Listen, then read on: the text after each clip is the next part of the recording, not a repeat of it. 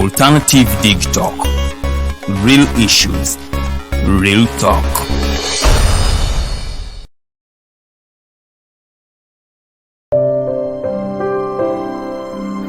Hey Ugandans, I'm Lieutenant Colonel Dewa Kiki, the Deputy Defense Spokesperson and actually the Deputy Spokesperson for the Uganda People's Defense Forces.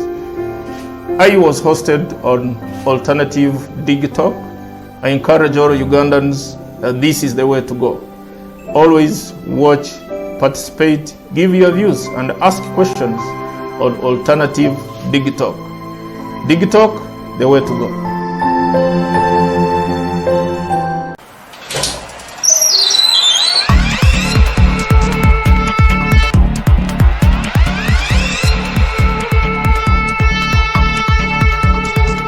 You have got to get up pretty early to go do something.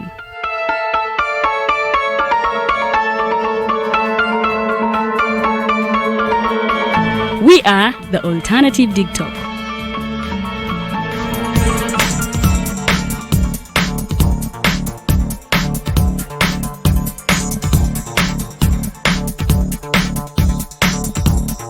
With our mobile studios, we are redefining TV presentation just as technology is setting the pace.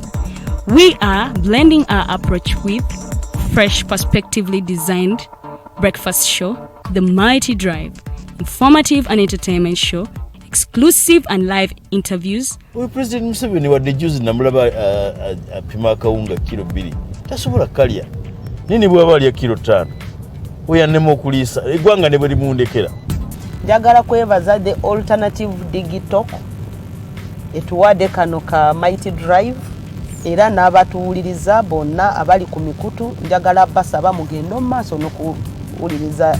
All given to you just a click away on your phone, tablet, laptop and smart TVs as we are streaming live on our social media platforms, on the road and on the go. We are the Alternative Dig Talk.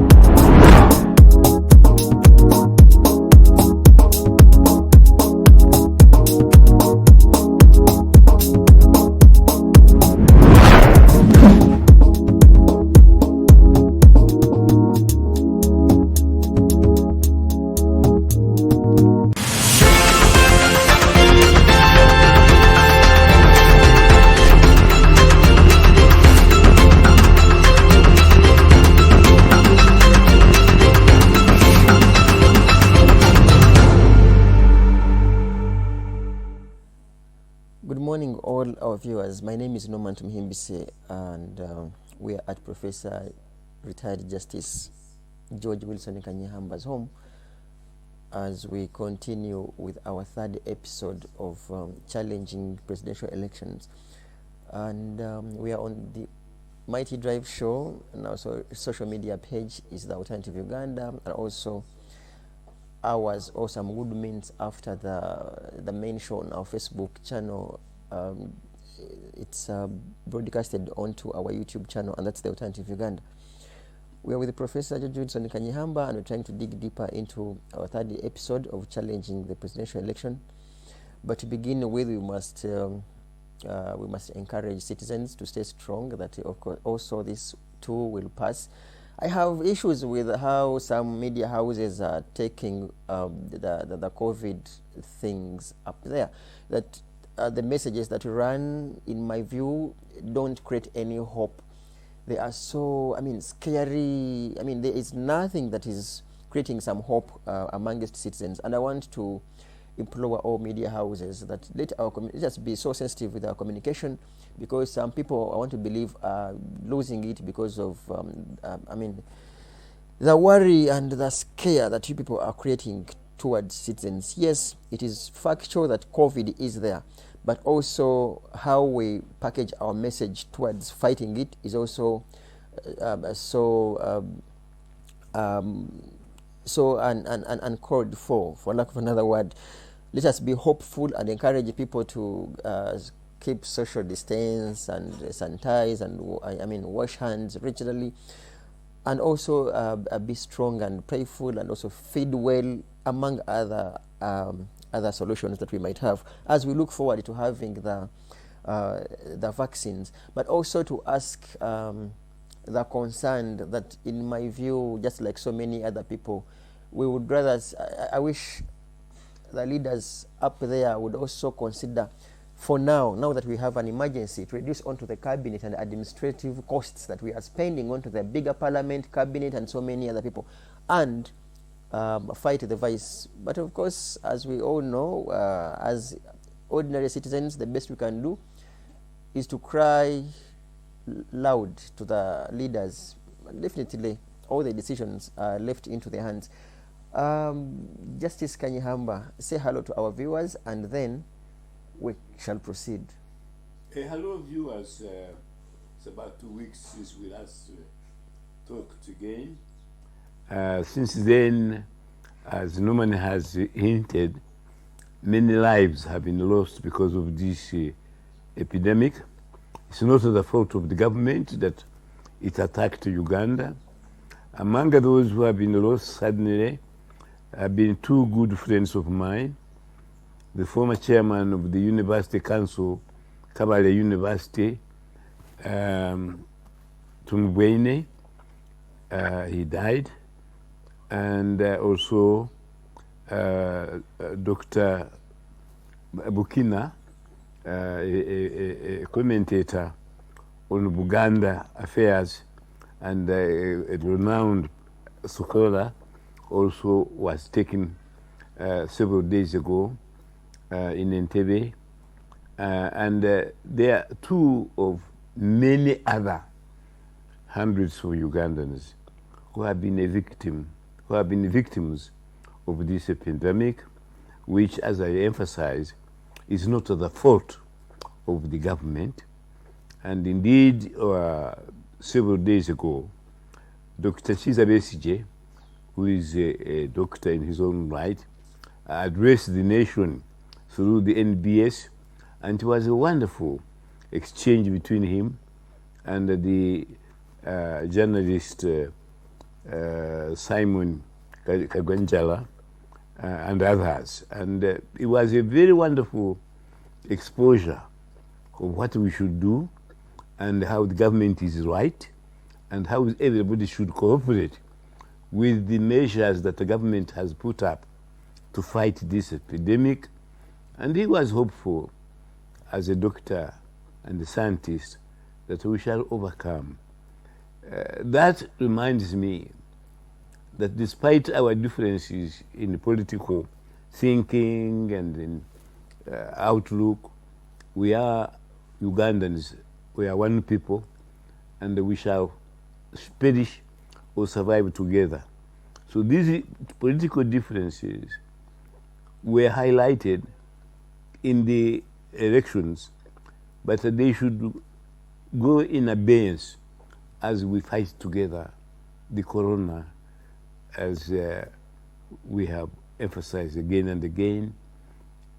May the souls of those who have already been victims of this terrible disease rest in blissful peace. Thank you. Thank you, Justice Kanyeihamba. We should begin straight from there before we go into our book. If I may ask, do you think the government is doing its best, in your view, to fight the pandemic? Because people out there are still complaining about the donations that the citizens made, and remember how the president asked citizens to even donate double cabins. He was like, he wanted vehicles, and one wonders whether a double cabin, with how it's manufactured, is it a suitable vehicle for an ambulance, in your view, among other messes in courts? The government is made of humans. Like all of us, they make mistakes. And they have made a number of mistakes, not intentional, not intended, but they have made mistakes. I think, as everybody knows, it was a rash decision by the government to say all students who are studying in Kampala must go home without looking at the consequences. That was a terrible mistake, and I think they should apologize to the parents, children.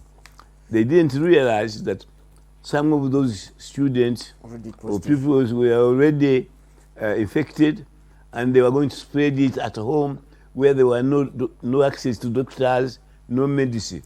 Secondly, the congratulation of 2 to 3 days at the bus parks in Kampala was devastating. So the government makes a mistake, and they should apologize for that. But they are doing their best. Really, I am critical of the government, particularly their failure to fight corruption and abuse of office. That one, I cannot forgive them.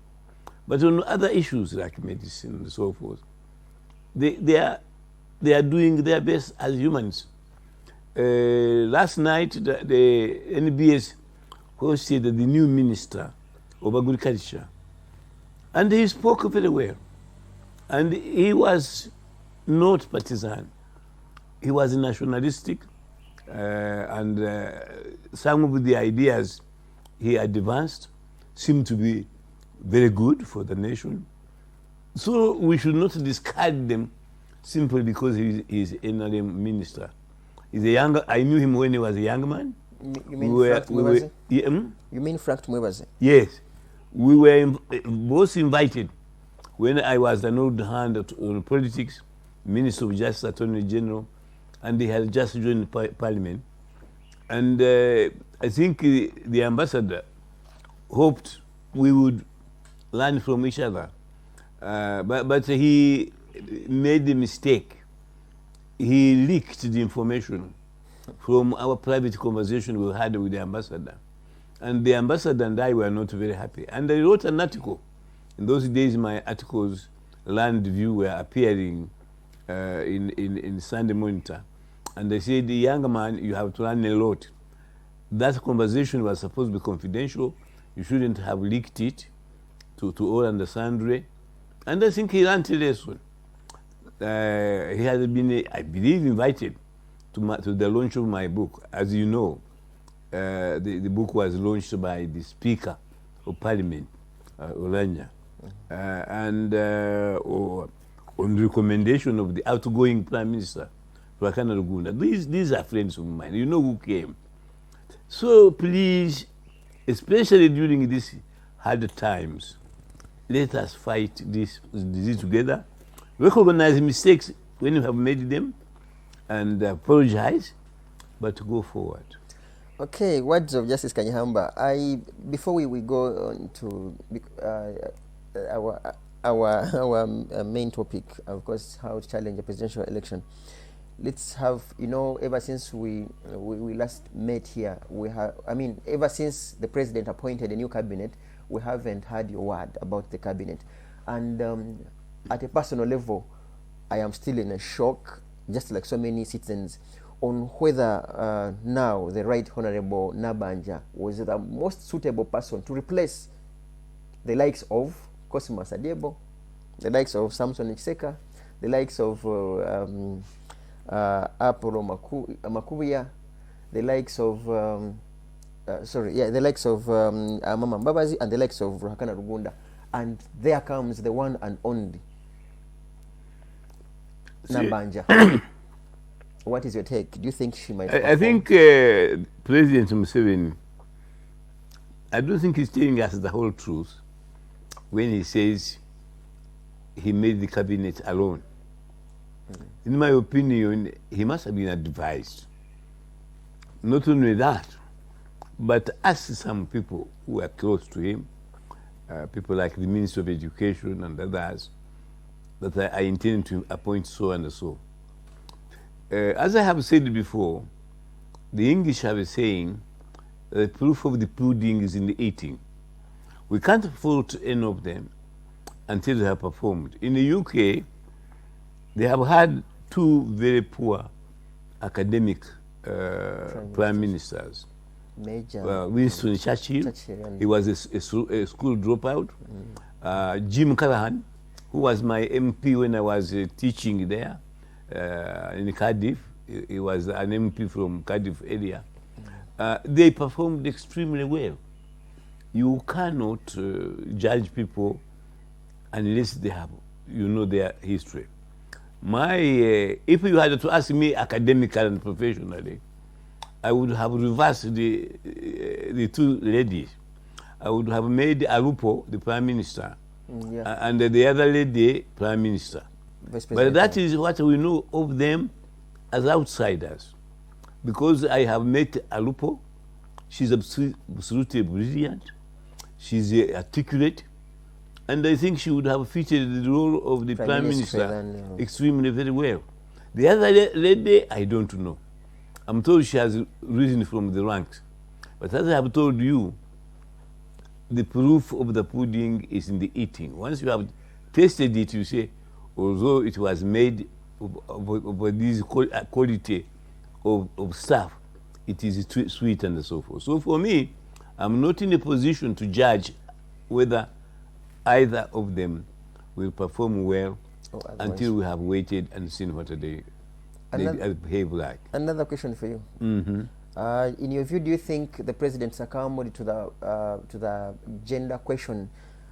Say, because people, in quotes, most of the feminists and ladies in particular were presumed angry because of Kadaga's loss, and therefore they think that he must have succumbed to the pressure of female, so that he considered now appointing the vice president being a female. In fact, it's now over 40% of the entire cabinet ministers being female.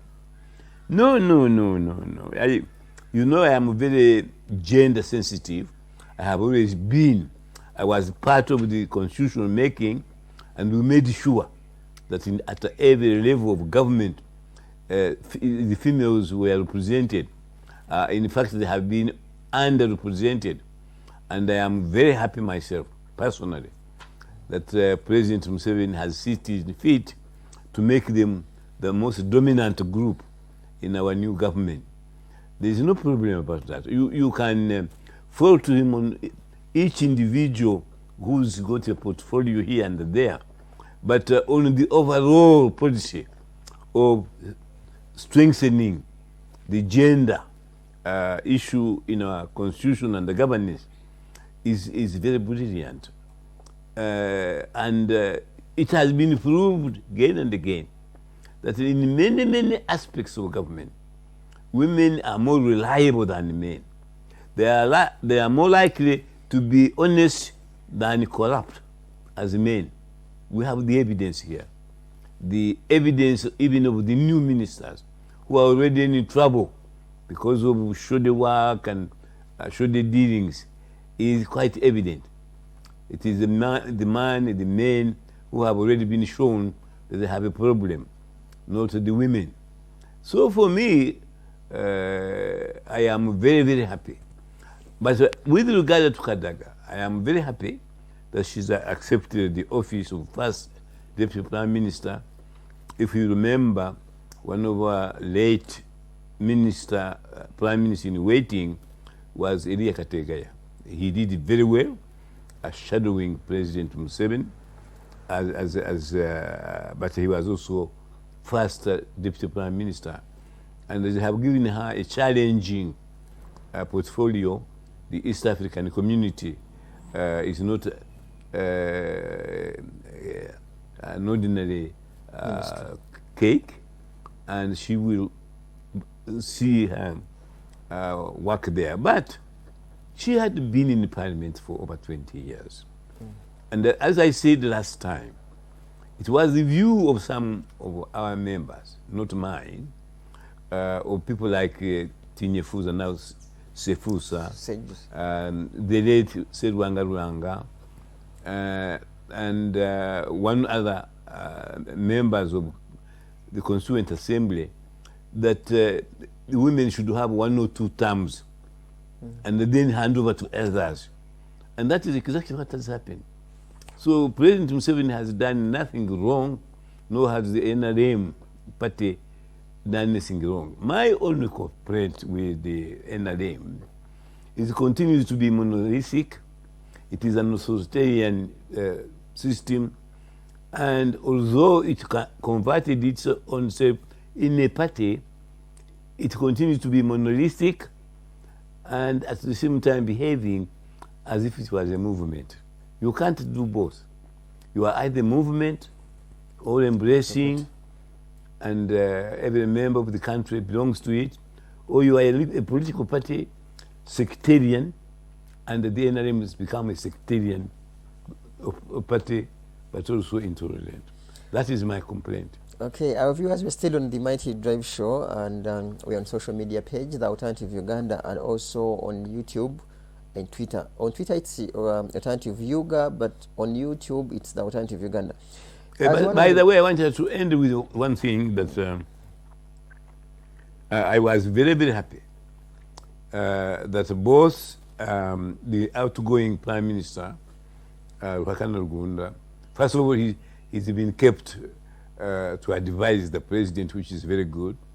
But he and my good friend Mateke Philemon said publicly that they are happy to rest from their onerous duties they were serving the country. I hope more and more Ugandans could see that there is no punishment in retiring from work, particularly when you have done a wonderful job as Kanyeihamba and Mateke did. I'll never forget Mateke, that when he was Minister of Education in the UPC government, he founded my secondary school in my village called Nyaruhanga Secondary School. And he also founded the Kabale TCC. And people remember him for that. We should remember people what they have done to the country and to their constituencies, rather than what they are performing in relation to the current affairs. Very few people have their memories back. There is a hostel in Rwanda district called Kanyeihamba. There is also a road called Kanyeihamba Road. I didn't name them. It was the people of Rwanda who said, Kanyeihamba founded this thing for us. He paid for this, for dispensaries, for some secondary schools. Let us memorize his name. So even when the name Kanyeihamba is no longer on us, this earth, as a human being, my hostel named after me, and the road will be there. And then people will say, hey, we used to have an MP called Kanyeihamba George, and this is what he left us. To me, that is much more important than what people are doing for us today. Thank you. Thank you, Justice Kanyeihamba. I want to conclude with 2 questions in particular. As one of the draftsmen of the Constitution, did you intend to make the president that powerless? Because, sorry, the vice president that powerless, to simply look like the vice presidency is more or less an assistant to the president? Do you think there is? No, we didn't. We didn't. This has been done in practice by the leadership of the movement. Our view was that the vice president is as vibrant as the most important cabinet minister as any other. In fact, he was number 2. And what do we mean by that? If you remember, to go by past example, Vice President Kazibwe was also at one time, I believe, Minister of Education or something. Fisheries and yes, agriculture, something. That's right. And we thought the president would give them specific responsibilities After all, they are deputizing for the Prime Minister, for the President. The President is always going to have meetings with foreign dignitaries, is going to take a trip with here and there, China, America. And we thought that the Vice President would be a very busy person doing the work when the President is not there. But political power is such a way that President Museveni seems not to trust his servant, rather his Vice President, as people who are there to do duties. They seem to consider them as a possible replacement of him, and therefore some system around the President Museveni seem to say, don't trust this man or woman who is Vice President because they may undermine you or take over, which is very, very, very, very the opposite of what we thought. We thought the President would pick somebody he or she loves, trusts, and then really that person would help very, very actively the President to run the country. We did not want a window dresser. We did not want somebody who just secondly has proved this to sit there silently forever. Your voice, we never wanted to sentence to death the Vice President by saying once you are a Vice President, you will keep quiet and so forth. So that was not the intention. I can tell you with all the force of my memory that we never intend the Vice President to be just a window dresser or a non-entity. Conclusively, and then we go to our book.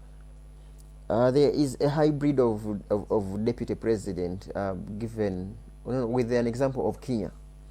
The example of what? Of Kenya, because when you see Ruto, the deputy president now, Kenya, vis-a-vis the Ugandan vice president, do you think it would be fair for us to cop from our neighbor and we have a deputy president who runs, who is a running mate of the president than someone who is simply appointed by the president, as is in Uganda? As you know, in America, where we inherited part of our system, the president names a running mate, and they are elected together by the people. So the people know whom they are electing as vice president. He has to have a political cult, and the Kenya system copies that provision. But I think I want to say that it depends again on the president. If the president is dictatorial, wants to be the only known person who runs the presidency, the fact that he has got a deputy president named in the constitution as a deputy will not make a lot of difference. So it depends on the behavior, character, and attitude of the incumbent president. In other countries, like in the States, they are given specific duties. As you know, the vice president is specifically the chairman of the Senate, is the president of the Senate, and sits regularly and makes decisions in the Senate there. It would be very helpful if the vice president was given specific responsibility that shall chair the cabinet. I don't see why the vice president should not chair the cabinet, or that they will be responsible for the presidency, because not only be the vice president, but also the minister of presidency. I think it would help in Uganda, particularly with the huge cabinet that the NRM has created, if the vice president was given the rest duties. But I would be even much happier if the current parliament, say for Ron Holt, were to reduce themselves to about 200 or 300 MPs. We do not need Such a big over house. 500 MPs. We do not, by any stretch of the imagination, need 80, Ministers. 81 now. Ministers. Ministers, no way. Not a small country like Uganda. With our economy. Okay, thanks, Justice Kanyeihamba. Our viewers, we are still on the Alternative Uganda Facebook page and also on our YouTube channel, The Alternative Uganda. Let's now go to how to challenge a presidential election, and we're on page 16. In 2011 presidential election, that's where we're supposed to begin from, our third episode. And lawyers out there and any other person, please watch and follow the sequence of events as Prof takes us through his latest write-up on how to challenge a presidential election, because he has been there as a Supreme Court Justice and he has had 2 petitions, presidential petitions, one of 2001 and another one of 2006. Yes. In my previous discussion, I emphasized why the 2006 petition decision should count as a precedent Than the one of rather 2001. than the 2001. We made our constitution in 1995, and the first presidential petition was 2001. I was a member of the court, but I did not sit. On the panel. That's reason number one. Only 5 of the 6 sat. The president had been delaying in appointing the 7th. The quorum for hearing constitutional constitutions, or rather petitions, should be 7 or, minimum. Or 9 or 11. So there were only 7. 5. Rather 5. And all the judges of the Supreme Court should sit. I didn't. In his wisdom, the then Chief Justice, Odochi, I was the juniorist, I should not sit because they needed an even number. An odd number. Yeah, an odd number. And had I started, it would have been 6.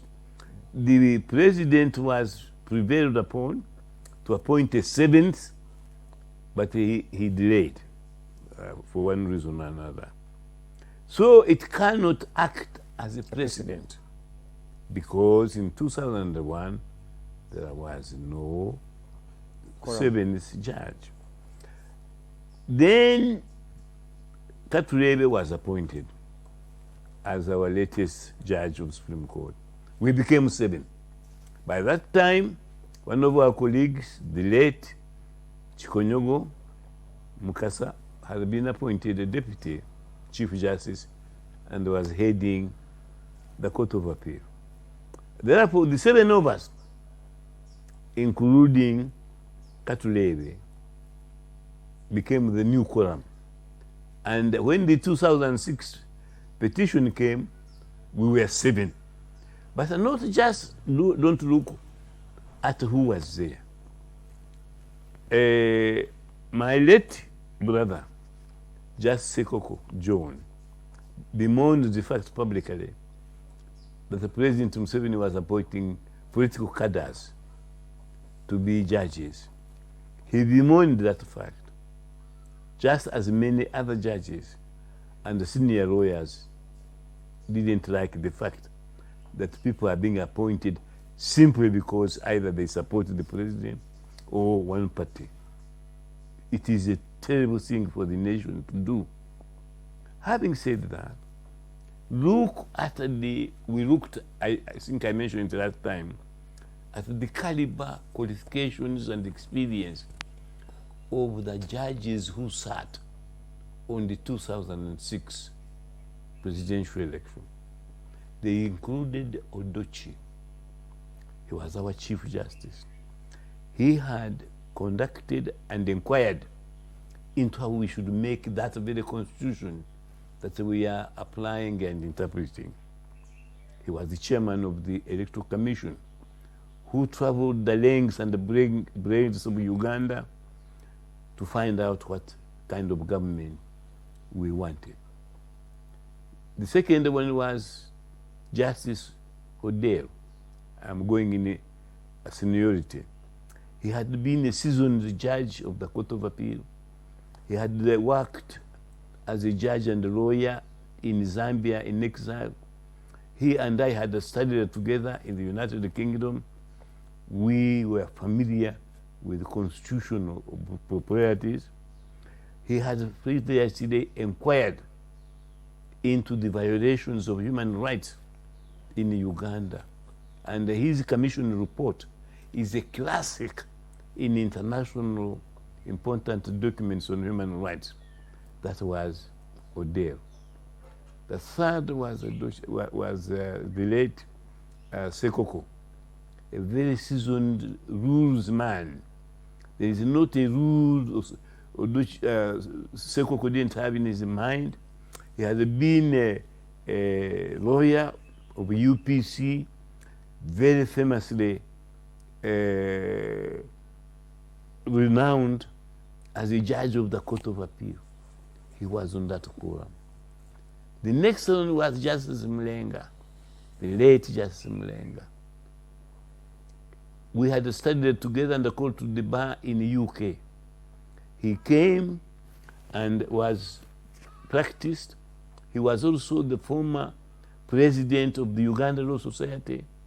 Then he was the vice president of the DP, the second most important political party in Uganda. He was deputy. He had been Minister of Justice and Attorney General before he was made a minister. He led the teams of so many legal teams that inquired into various aspects of Uganda violation of human rights. He was a member of the commission, rather legal advisor to the commission chaired by the late Justice Odell on violations of human rights. That was the other judge. The other one was me, Kanyeihamba. Kanyeihamba had for a long time, 15 years, been a professor and a lecturer in law in the United Kingdom. I had written at least 3 books at that time, including Constitutional Law and the Government in Uganda, which was published by the East African Literature Bureau in 1975, the second edition of which we recently looked. I had also been a commission of inquiry in many areas. I also inquired into the corruption in the Kenya judiciary, and our report as the panel of eminent judges of the Commonwealth forms part of the Kenyan Constitution. I was also summoned to head a team of international jurists to inquire into the impasse between the Kingdom of Lesotho and this government.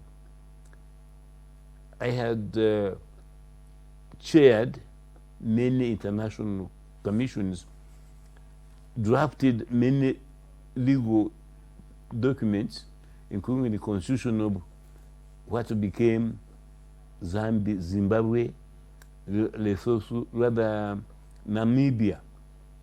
The president of Uganda gave me his presidential plane to take me to Harare to draft the constitution of Namibia. I also drafted the constitution of Vanuatu. Many of you don't know it is a small country in the Pacific Ocean. There I was sent by the British High Commissioner. I was on the panel. Then we had Bat Katulevi, the last of the 7 judges who had that petition. He had been Minister of Justice and Attorney General, replacing the late Abu Mayanja and me. He was a very brilliant minister, during the NRM on East Africa, I think Minister of Health. This was the experience of the 7 judges that had the 2006. But why do I say that he's a president? Look at this book, Challenging Presidential Election. How we all of us found. We asked ourselves specific questions. Was the election of 2006 free or fair? 7 of us, I have described as, we said no. The presidential election of 2006 was not free or fair. We asked the second question. Was the Constitution complied with in holding that election? We were again unanimous. We all agreed, 7 of us, that the Constitution was not respected. It was violated. What about the laws relating to elections? The Electoral Commission law, the Presidential Election Act. We again were unanimous, 7 of us. They were violated. Then we asked the question, was there interference by the security forces with the way the elections were held? We were all agreed, 7 of us, there was interference. Then finally, was there vote rigging and stuffing? The answer again was unanimous. So then what happened? When we sat to consider our verdict, 5 of us, except the Chief Justice Odochi and Justice Katulebe, 5 of us said the petition should be allowed. Not because Chiza Besich had proved that he had won, but because there was proof that the election had been interfered with and the laws had been followed. We need a new election so that we have a clean election, fair and free, and we elect our president-elect. Museveni presumably would still have been won. He would have been a presidential candidate, which I cannot say for the 2021 election. Then you find this book. These people, my colleagues, except Sekoko, regarded the petition as an ordinary criminal or civil case. So they had everything. They did not inquire into the petition. They had it. As if you are hearing an ordinary case. That is where, when you find our findings and opinions, mine is the shortest of the 7. Mine is about 50 pages. The longest of the so-called judgments is that of the Chief Justice, stretching over 200 pages, as if you are writing a novel. Others, each of them is over 100 pages. They were oblivious to the constitutional provision that when there is to be a petition, it must be filed within 10 days of the election, and the Supreme Court must give its findings and reasons within 30 days. We made that decision in 30 days' time. But my colleagues did not read their judgments because they hadn't had time to finish writing them. It takes you a year to write 200 pages of a novel.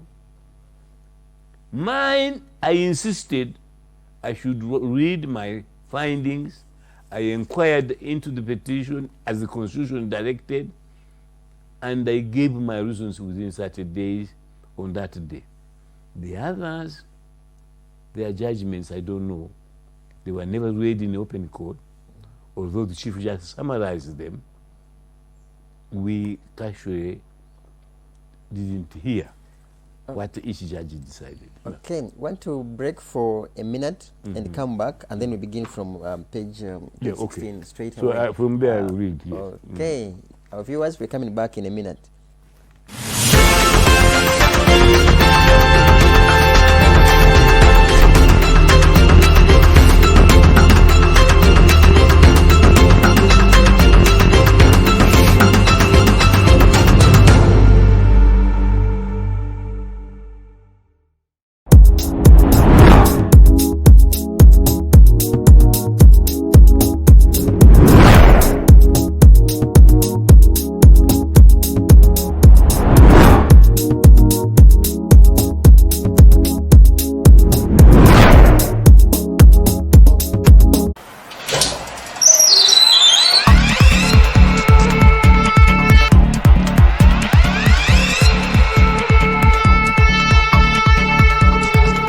You have got to get up pretty early to go do something.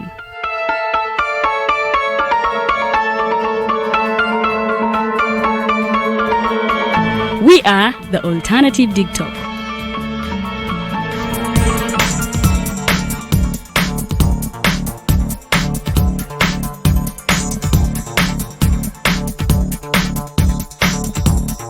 With our mobile studios, we are redefining TV presentation just as technology is setting the pace. We are blending our approach with fresh, perspectively designed breakfast show, The Mighty Drive, informative and entertainment show, exclusive and live interviews. We President Museveni wadde juzi namulaba apima akawunga kilo 2 tasobola kalya nini bwaba alya kilo 5 oyanema okuliisa eggwanga ne bwe limundekera. Njagala kwebaza the Alternative TikTok etuwadde kano ka Mighty Drive era n'abatuwuliriza bonna abali ku mikutu njagala basaba mugendo maaso n'okuwuliriza. All given to you just a click away on your phone, tablet, laptop and smart TVs as we are streaming live on our social media platforms, on the road and on the go. We are the Alternative TikTok.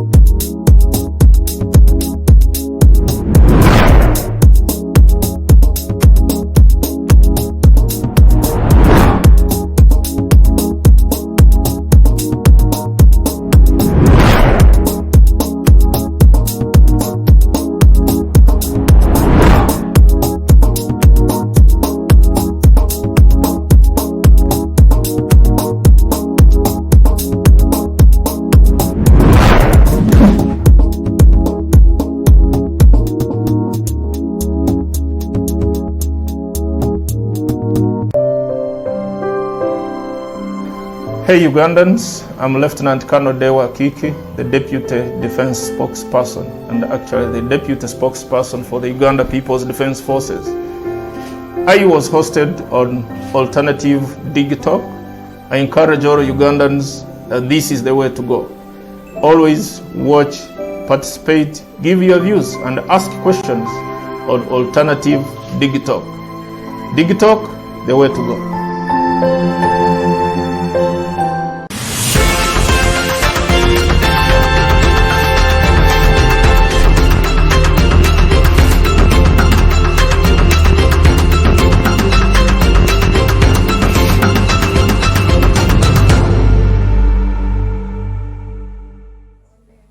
We are are back on the Alternative Digital and the Mighty Drive. We are going straight into reading how to challenge the presidential election, and Justice Kanyeihamba will definitely take us through, beginning with from page 16, where I pointed. It begins in the 2011 presidential election. So could you please? Yes. In the 2016... No, 2011. In the 20... This is where you marked. Sorry.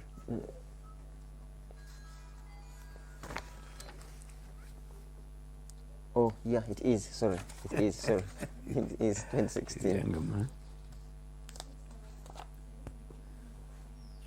In the 2016 presidential election petition, there were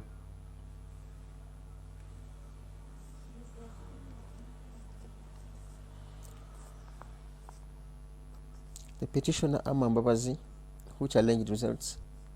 No, in the 2016, yes, there were 9 justices of the Supreme, on the panel of the Supreme Court that they are prepared and published one so-called judgment without indicating where each judge stood. In the 2016 presidential election, the petitioner was Amama Mbabazi, who challenged the results, while the runners-up was Dr. Chiza Besigye, who did not petition. During the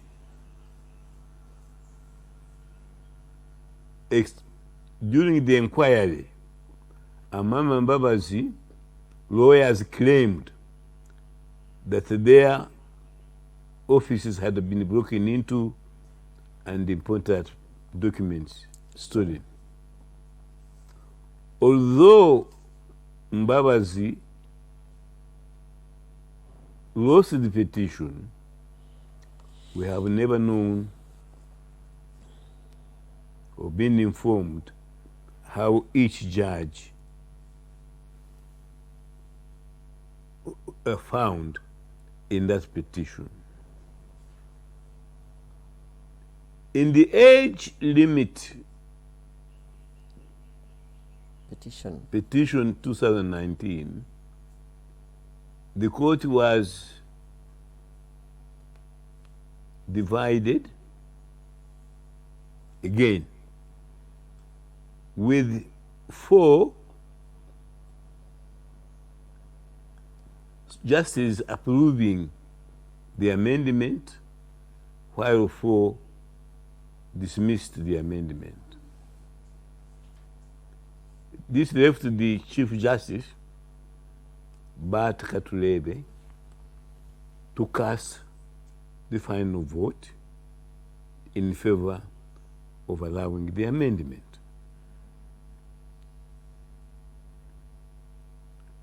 In each of the above petitions, it is the opinion of one judge which made the difference.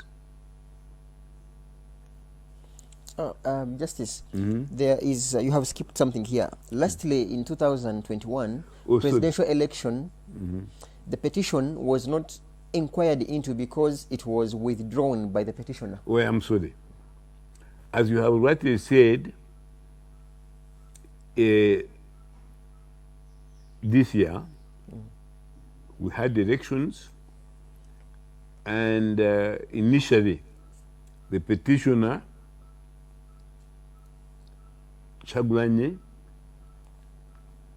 filed his petition, but later, for reasons he gave as 3 judges biased, he withdrew it, and the court agreed to the withdrawal So it was never heard. Many of us think it was a mistake to withdraw that petition, and they have since met with Chagulanyi and his people, and they maintained my position that we should have let the court hear the petition, and I think he is of the view that he was right to withdraw it, and we agreed to differ on that matter. But as I had already said, in each of these petitions, including the age limit petition, it is the decision of one single judge that seems to have made a difference, at any rate for those we know the results. When in an interview which was edited Published. and published by the Observer newspaper, I repeated accurately what the Land Chief Justice said in summarizing our findings in that year. I was criticized by some fanatical NRM movement people as being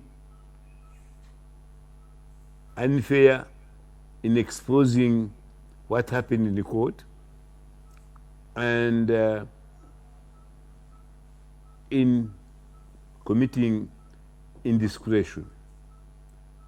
That accusation was unfounded, as you will see from the findings of the court, and I am very innocent of any wrongdoing. Nevertheless, this is how Uganda works. Even when there are no grounds, you make accusation. On the same day, 31st January 2007, that is when the Land Chief Justice summoned the court's summarized the so-called judgments of the court. For me, I chose to read my own findings and the reasons. My colleagues, including the Chief Justice, chose and insisted on reading what they called, rather on reserving, insisted on reserving what they called their judgments in the petition for reasons many lawyers, judges, and the general public don't know about.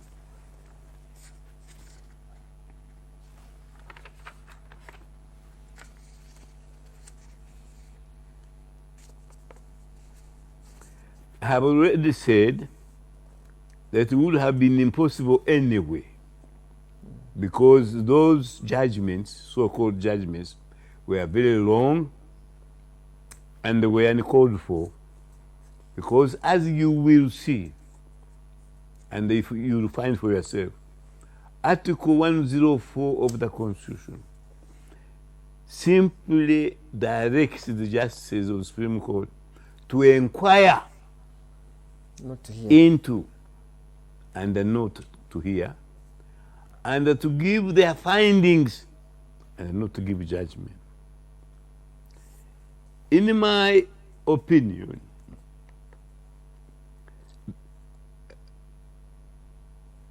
such long so-called judgments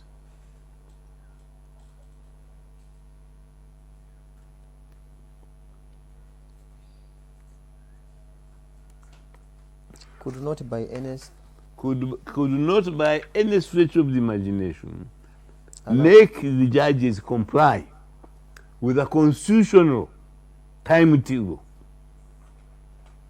of 30 days. In my own opinion and in my own findings, this is what I said. The overriding consideration, dogma, in Uganda is that the rule of law, constitutionalism, and the Constitution of Uganda are the alpha and omega of everything that is orderly, legitimate, legal, and anything else that pretends to be higher must be struck down by the Supreme Court using the most powerful legal weapons at its disposal. As I say, I'm the only one judge who complied with the provisions of the Constitution and Uganda laws. The others totally ignored the imperative words used in the Constitution, especially in Article 104, which called for inquiring into, than hearing, not hearing, and giving judgment, rather giving findings than a ruling. and not ruling or rather judgment. They also appeared. Where am I? They also appeared to have been oblivious. They also appeared. Where am I? What page? Have this. You got it? Where? Which page am I? Have this. Where? Here. Where? Here. Where? Yeah. Thank you.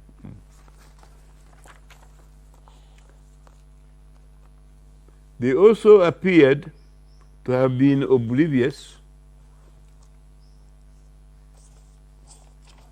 to an established, well-known rule of interpretation, which provides that where the statute or legal phrases use words, those words should be given their natural meaning, Unless this would lead unless that would lead to absurdity or manifest injustice, in which case they should be modified accordingly in order to avoid such absurdity or injustice. Every Ugandan lawyer ought to know the natural meaning of inquiry, rulings, opinion, and orders. I have a question in particular. And this has always echoed into the minds of citizens. Whose, in quotes, whose ignorance is this? Is it the ignorance of the lawyers? Is it intentional ignorance on this part of you judges, or intentional ignorance on the part of the lawyers? Because the words aren't ambiguous. Findings, this is an ordinary word. It's just a common word. I agree with you, Norman. I think it is in what is the word they use? Ignorance, intended, intentional it is ignorance. Intended ignorance, and it manifests in many ways. For example, I told you that we Ugandans listen to the news. Every judge has got at least reads New Vision, Or watches Monitor, TV. he has the radio. Everybody knows who Bobby Wine is.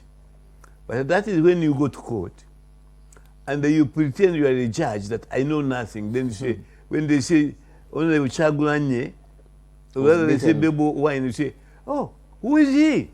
Prove he was beaten. Yes, when the day before you read the newspaper saying Chagulanye, otherwise Bobby Wine.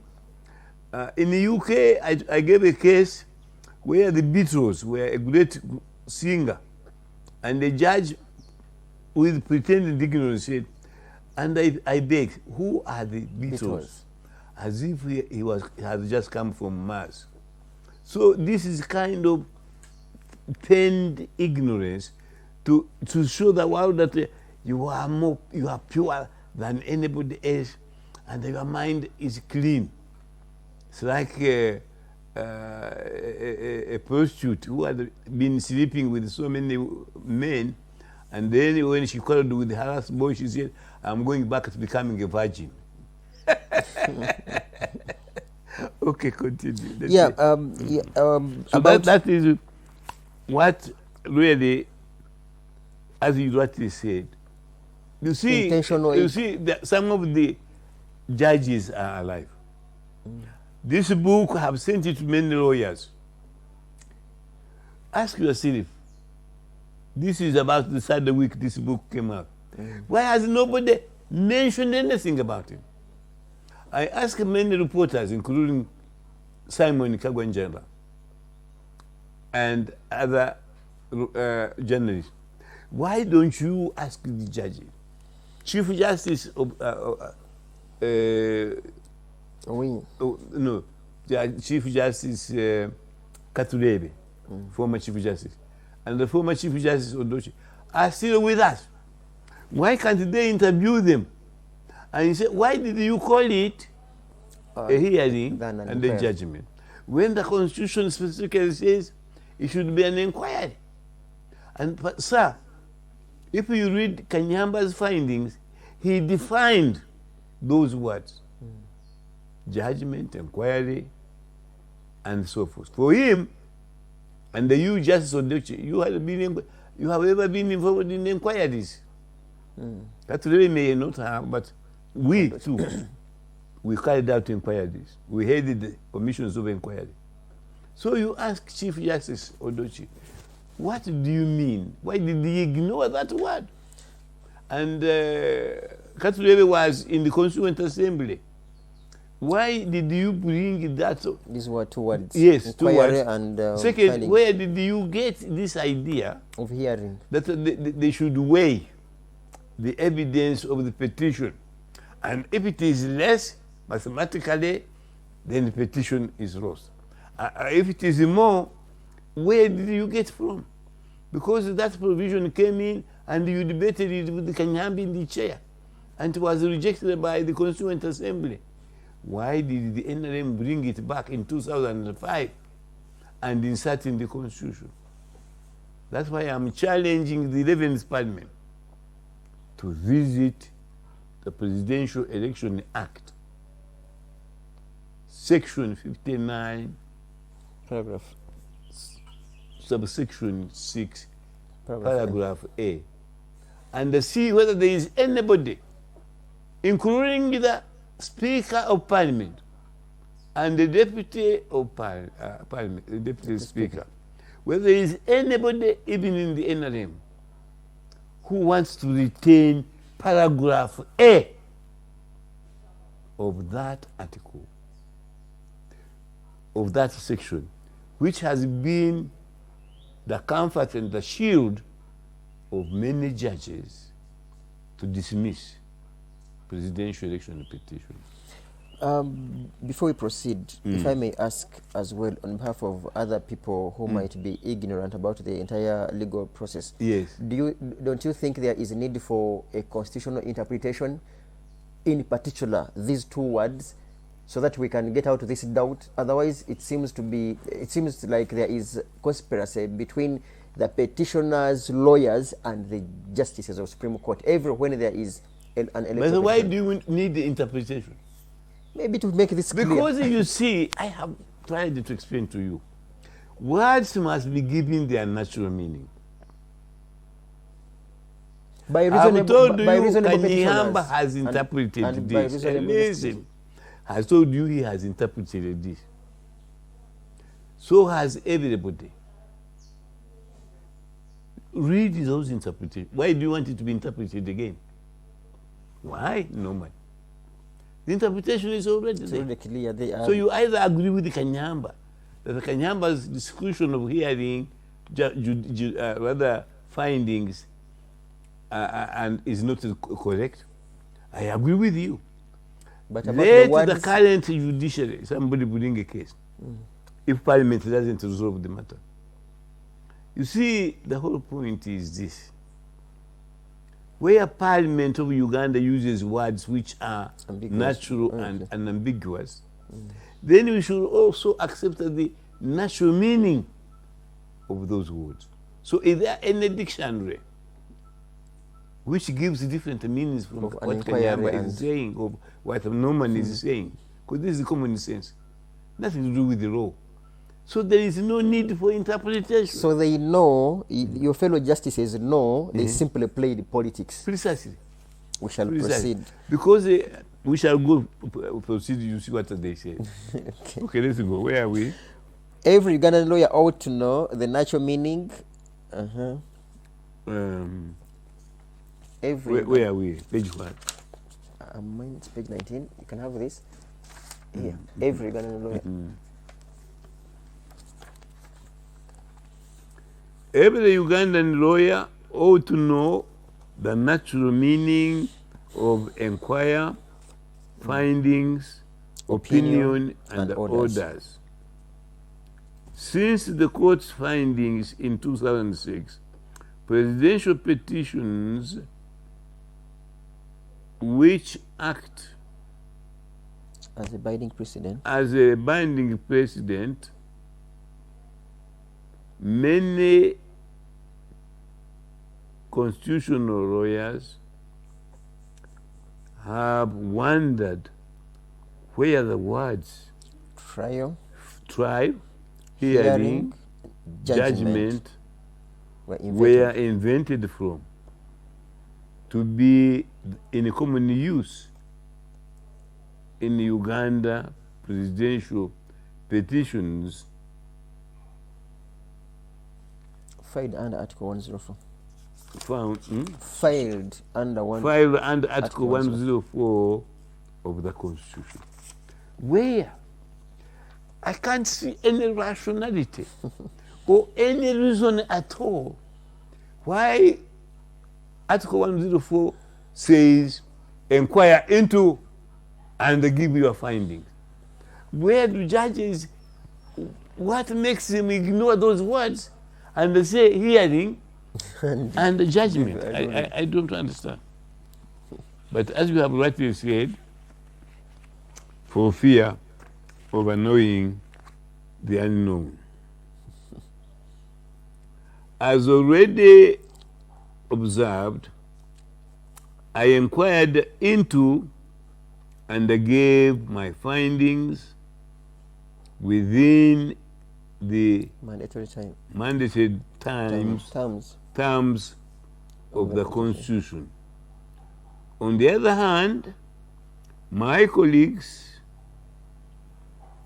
having wrongly interpreted those terms of Here and judgment. put there here and the judgment, were incapable of complying with the timetable set by the Constitution itself.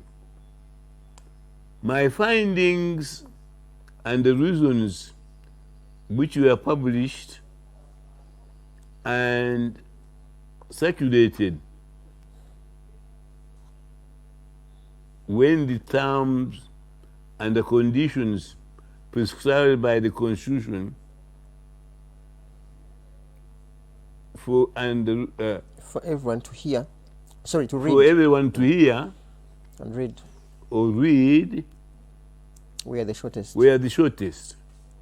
Similarly,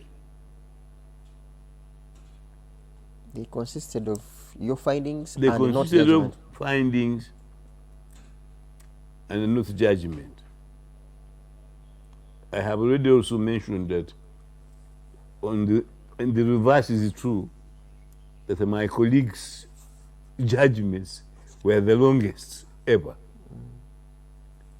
The Constitution of Uganda is a binding contract between the people of Uganda and their successive governments. It was made by the people after some 6 years of protracted negotiations throughout the country under the auspices of the Constitutional Commission, which was chaired by Justice Ben Odochi, and the Constituent Assembly, chaired by the late Justice James Bakavabulo. Now, the Supreme Court of Uganda is the last bastion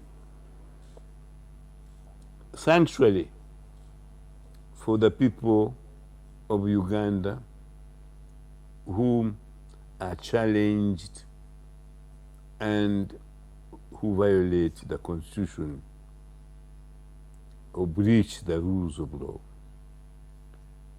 We pause here. What is this paragraph that is loathsome and is enigma to every law-abiding citizen of Uganda?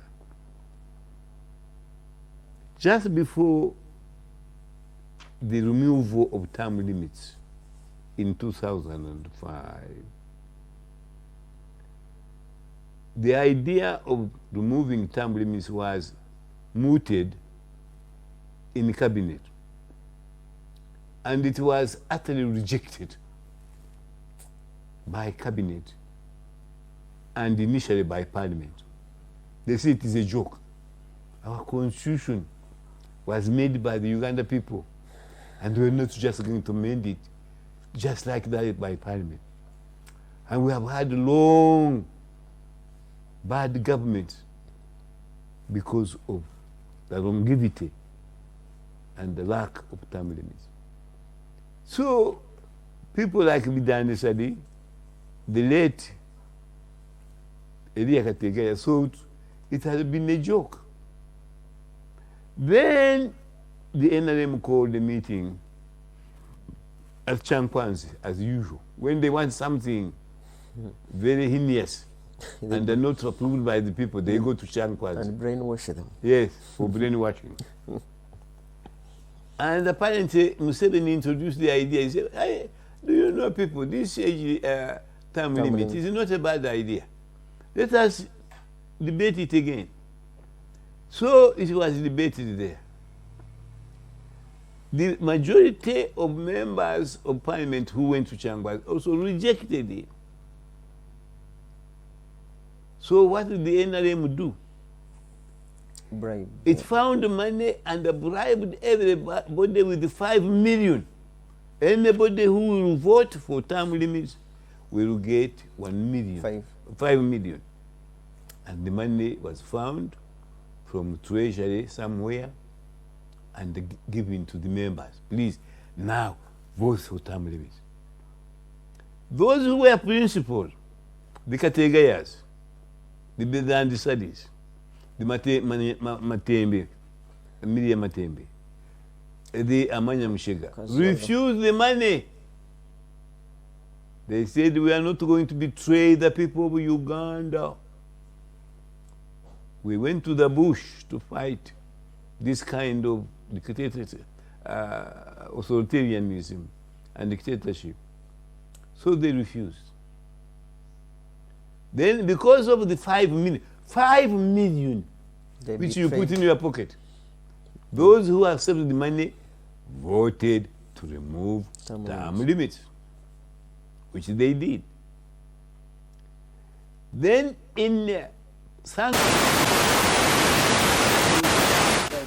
were made ministers. Then Kategaya, Bidandisari, Amanya Mshiga. Ruzindana, Kazora. They were sacked ceremoniously. You refuse a bribe. You refuse to be compromised. You are hereby sacked. They were sacked. Then came the same month. Then they said the courts also, the courts of Uganda needs to be told who is boss. And the name is boss. So we have already bribed the members of parliament. They will do whatever we want. So as long as you give them money. So let us enact another law to help our president remain president forever. Therefore, they introduced paragraph A. This is not in the Constitution. It had been brought and we rejected it, so it is not part of the Constitution. But they introduced it in 2005. And they said,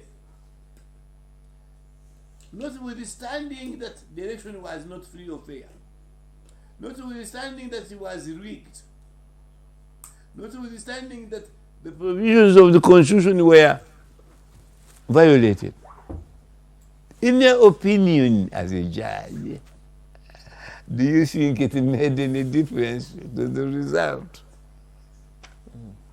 That question is not based in law. Common sense. It is simply a threat. You say, now you dare say, Museveni did not win. You are a judge, he appointed you. He influenced the Constitutional Commission. Please, what is your opinion? And since then, the majority of justices of the Supreme Court have said, no, Despite the it didn't make any difference. Which means absurdly that if you're a good rigger, you intimidate all the voters so that they are frightened, they vote for you. And the more you threaten them, the more votes you get from them. And therefore the courts will say, it never made any difference. Good heavens. Are we logical as a Ugandan? So that is precisely what has been happening. Because at the same time, for me, I was concerned. And I was with Odell and the late Justice Sekoko. And we questioned the Chief Justice. And the Katu Davis said, by the way, would it have made any difference if we were in the same position? Aminu had been president, these people have rigged the election, they have violated the Constitution, and then he went to the court and said it didn't make any difference. They all laughed. They said, no, in the case of Aminu it will be different. Aminu was a terrible terrorist. He was a bad man. We don't want him to remain the president of Uganda. Therefore, we should all have said the election was not free or fair. It should be repeated, hoping Museveni, if he had been the loser, would win. And we all laughed it out on a cup of tea in the chambers of the Chief Justice. How can they parade that kind of reasoning, threat, kind of decision as constitutional and legal? It is not. Then comes to the 2021 presidential election. In the age limit petition, Chief Justice, the current Chief Justice, Doro Owini, was heard to say, is reported to have said, why do the Ugandans want to change their constitution when the ink in which was written is not dry. That's number one. Number two, earlier he had said, rather after he had been appointed, he said, we made a mistake in removing term limits. Term limits and the age limit have the same purpose of limiting the presidency. So for me, that's why I have never been convinced by those who were advising Kyagulanyi that the Chief Justice was biased. But like every Ugandan, he may have been threatened because he said that if Kyagulanyi argued his case properly, he would get justice. And had I been a witness or a lawyer, I would have brought the illegality and the constitutionality of section 59 6A. Okay. And they said, therefore, since it doesn't apply, let us use the statement made by President Museveni and the chairman of the Election Commission, Justice Byamukama, to dismiss this, rather to allow this petition. And what did they say? President Museveni is on record having said, someone wants to hear from you, if I'm not mistaken, and let's indeed hear from hello, you are watching the Mighty Drive, this time around with Professor Kanyeihamba. Could you please go ahead and ask any question? He will answer immediately. Hello. Yes, please. Kari, where to take?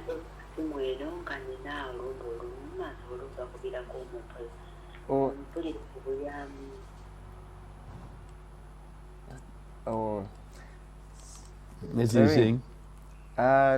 Most likely it's a mistake for some other show that takes place on a Tuesday. But to contribute and ask any questions, you can call 0789-017-145 and ask Professor Kanyeihamba in case of any questions about good governance and democracy, but most importantly, electoral petitions. Yes. So, sadly, where was I? Here. Sadly. Down. Yes.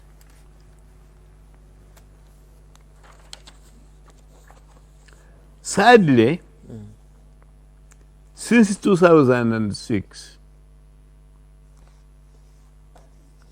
subsequent structures of presidential petitions and the findings of the judges of the Supreme Court have not followed that precedent. I emphasize the precedent. I gave reasons why the 2006 should be a precedent.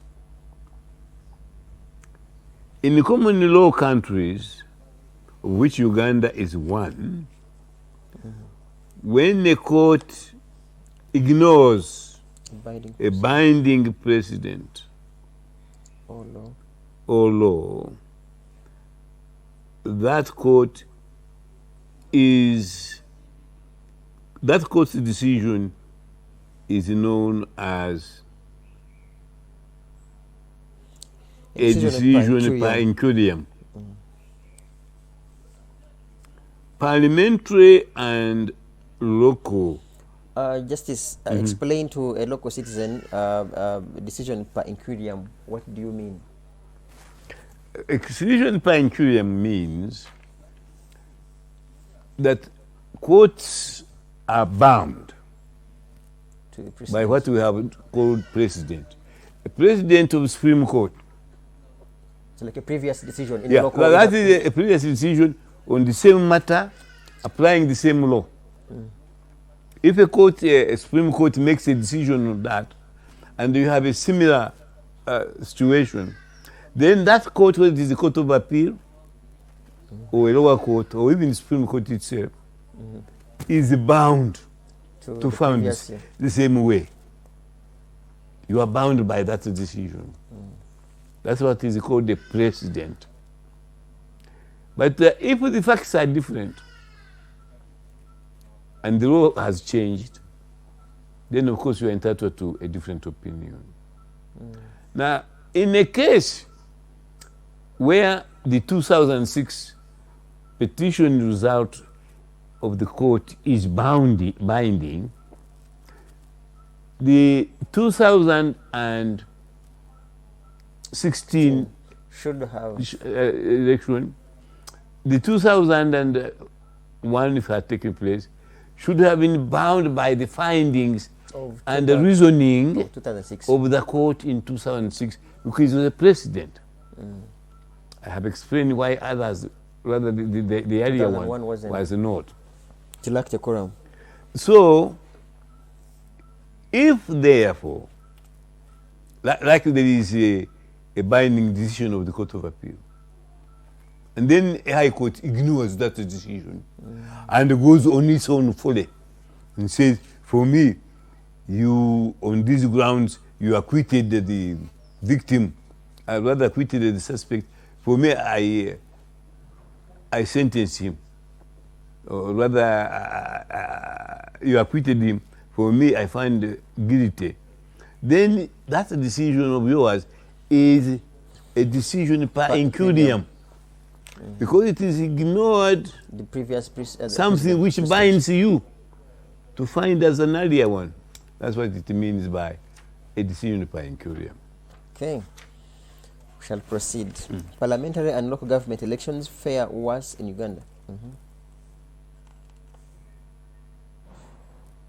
Where? Below per inquirium. On page below 21. Let me give you this. I'm in the wrong one. Where? So we're there. Parliamentary and local government elections fare worse in Uganda for lack of effective and transparent methods of conduct and supervision and expertise. On the other hand, judges have shown much more inclination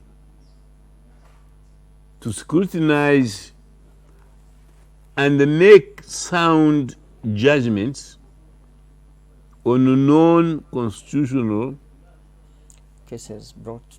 cases brought before them. Uganda has reports, both published and unpublished, littered with numerous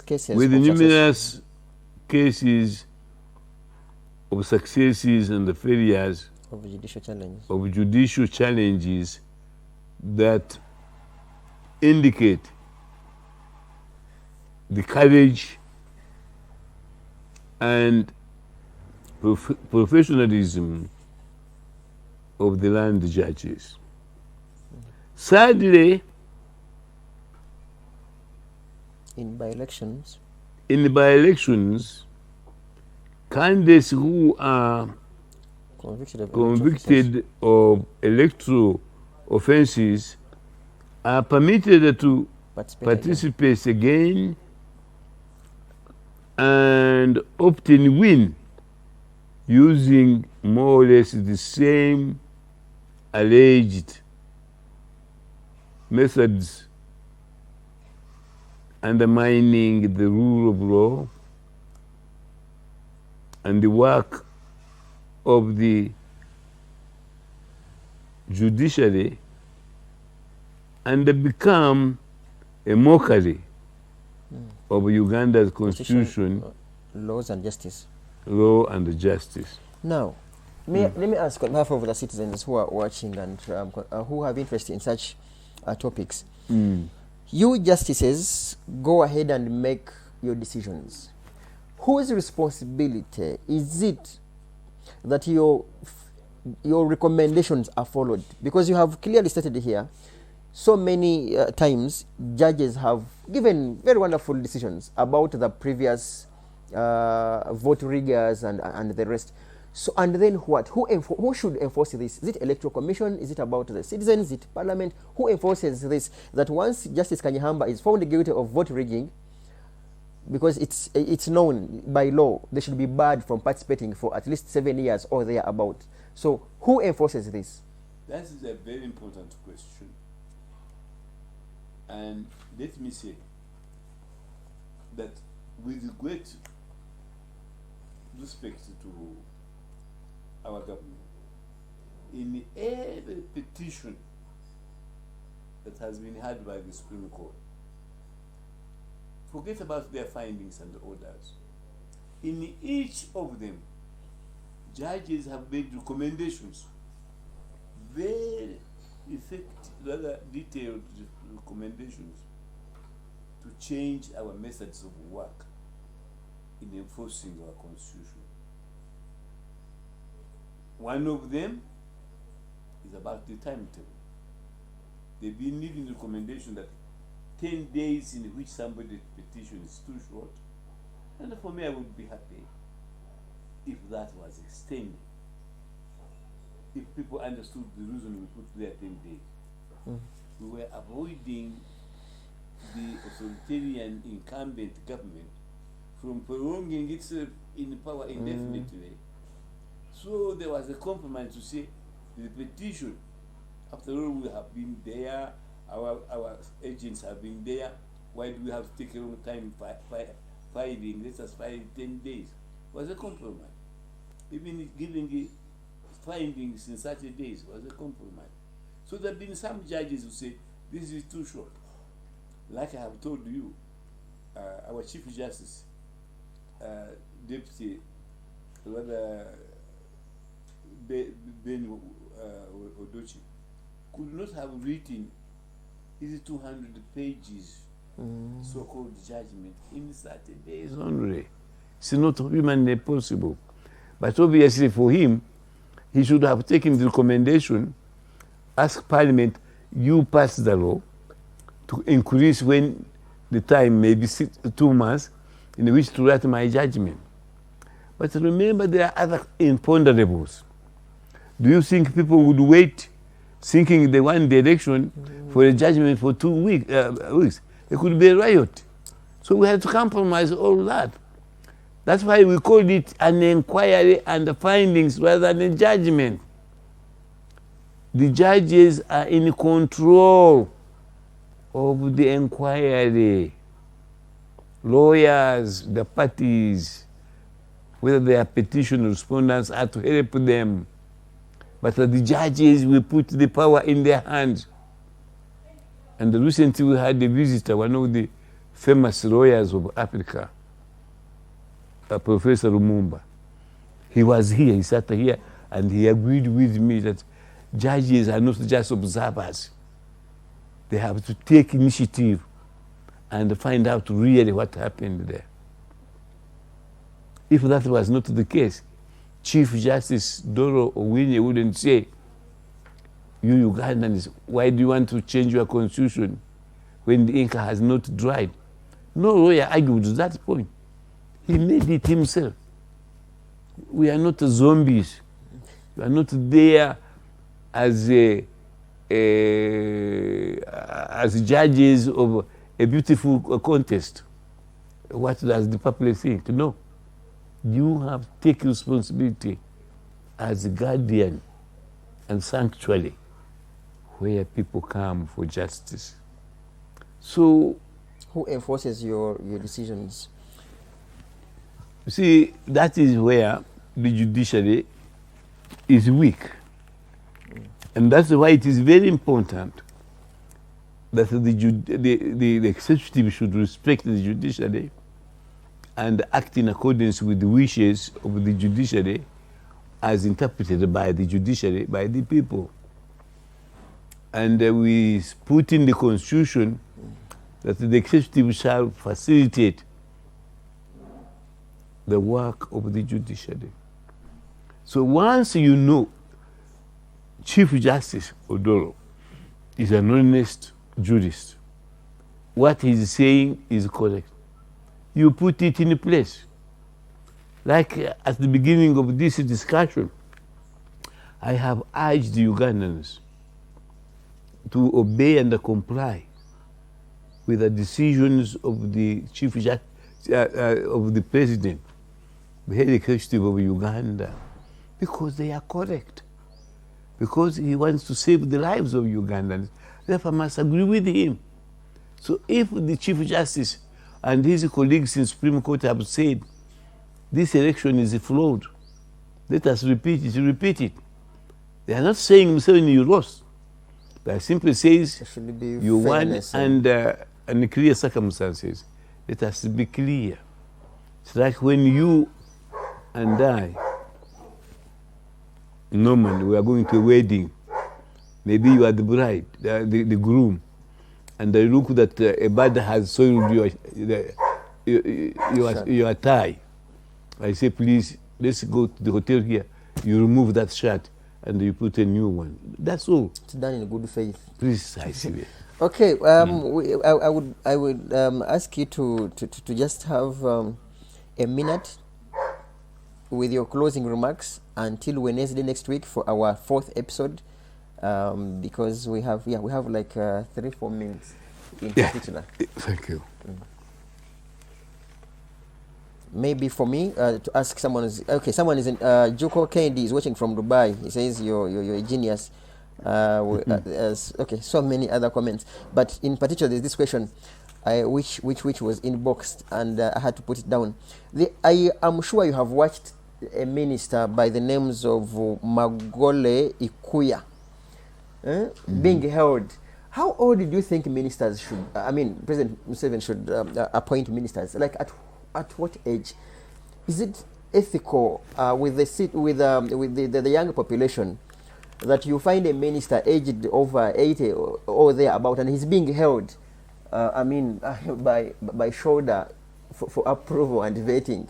In your view, don't you find that so tricky? And I don't know. I have already made the statement that in my opinion it is most unfortunate that the country of Uganda should have such a huge cabinet, even in terms of East Africa and the rest of Africa.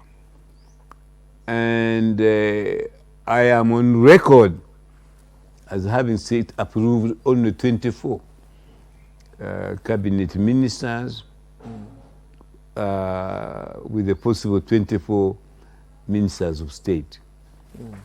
That one translates into a very small cabinet indeed. I remember I was supported by 2 delegates from Busoga region when we said Uganda cannot afford more than 24 ministers. Our view, therefore, is that there should be need in a population of 40 million for people who are sick or aged to continue in office. And as you will find in this little book we are reviewing now, I said the Banyachitala of Uganda, of which Museveni is one, have a saying that when you have been dancing for a long time, time comes for you to set aside and let a younger dancer continue the habit. I am not only one in this. One of the great admirers of President Museveni is a man, journalist, called John Nagenda. He has written his column, John Nagenda, that after this term of 5 years, Museveni is expected to retire and go to Rwachitura and look after his beautiful animals. When Kanyeihamba repeats that in his comments, including this book, people who are fanatical movement supporters blame me. So why don't you blame Nagenda? Because we are on the same view. Secondly, look at the people who have challenged the presidency. They are all friends of President Museveni. You remember just before the election this year, there was talk and Museveni agreed that he has reconciled with Amama Mbabazi, the former prime minister. They've been friends for a long, long time. They were freedom fighters. I remember I met them, supported them in Europe when I was an activist. Then the idea was that in this reshuffle, Mbabazi would surface. We don't know why he didn't surface. But it seems that Museveni considered other issues. So for me, I was not surprised that he did not name. Why could he come other than as vice president or senior cabinet minister? But having said that, the point I was making, I agree with that position. As I am now, brain-wise, I am first class. I could be minister of, they haven't filled that position, Minister of Justice. I could be that. But I am in a wheelchair. And you imagine your minister being wheeled in parliament to give a statement. Presumably every time I want to go to the bathroom, some two people must come and carry me there. When you have a very vibrant young man, like the new attorney general or whatever, who can do these duties quickly without inconveniencing anybody. Uganda, we have such a beautiful, healthy population that we don't need, apart from representatives of handicapped people, other people being made ministers who have a disability. At the Olympics, I'm hoping the team, if it goes at all, should be the best we can parade. And we only not send people who are in wheelchairs because they can become a liability. Okay, I think with the closing remarks from Justice Kanyeihamba are pointing so aged ministers, it's a liability to our nation.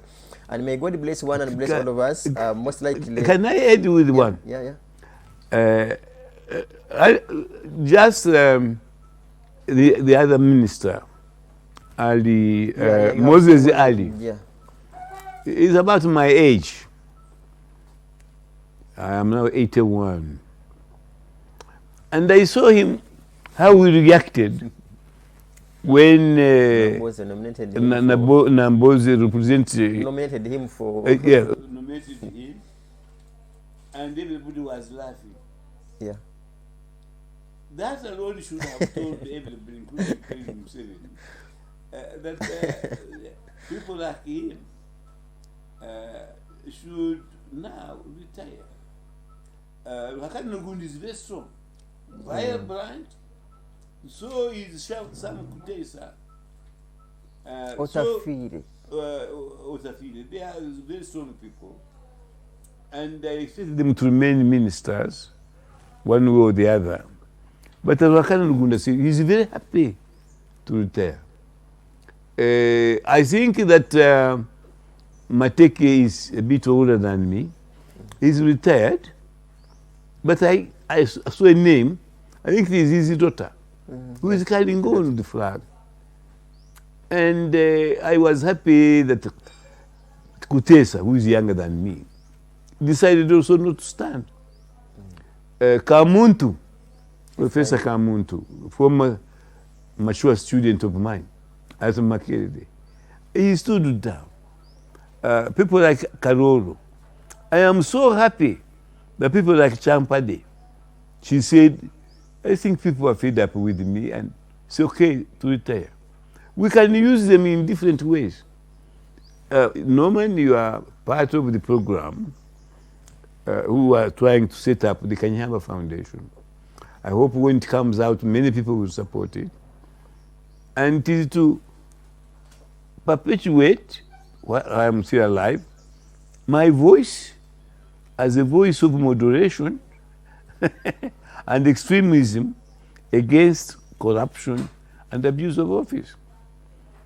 And you saw what happened when my book, Constitutional Law, Public Law, and the Government was being launched. Almost whoever is who came to the launch, including Amama Mbabas himself. I had invited and I talked to him personally, Ofono Opondo, and he said he will come. Up to now, I am still waiting. Opondo, you are a principal. Why haven't you told me why you didn't come? They even sent you a book. So what am I saying? I am challenging these people. And I hope the Kanyeihamba Foundation will be very heavily prescribed for and supported to perpetuate this kind of candid expression of opinion so that even the successor to President Museveni will understand it. By now, I have challenged the book. Let us change Museveni now. We should be discussing your succession. It should no longer be a taboo subject. Because we know, no matter what happens, you will be replaced. Okay, words of wisdom from Justice Kanyeihamba. We cannot exceed or otherwise proceed by even a second or two.